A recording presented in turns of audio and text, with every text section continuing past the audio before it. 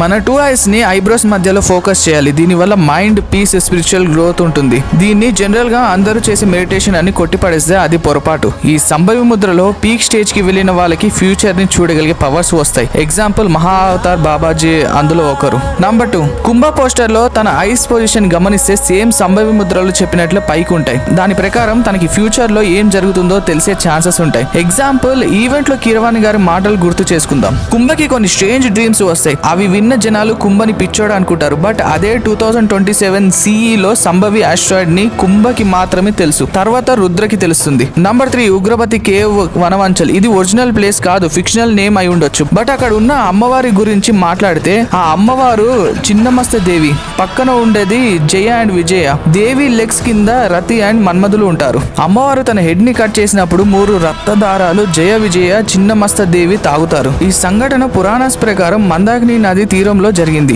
Rudraprayag to Kedarnath వెళ్లే route లో ఈ మందాగ్ని రివర్ ఉంటుంది. ఈ సంఘటనకి హీరోయిన్ క్యారెక్టర్ మందాగ్ని ఏదో కనెక్షన్ ఉంటుంది. అది నెక్స్ట్ అప్డేట్ లో చెప్తా. ఇంతటితో పార్ట్ 1 డీకోడింగ్ కంప్లీట్ చేస్తున్నా. పార్ట్ 2 లో మణికర్ణిక ఘాట్ రామాయణం షార్ట్స్ డీకోడ్ చేసి చెప్తా.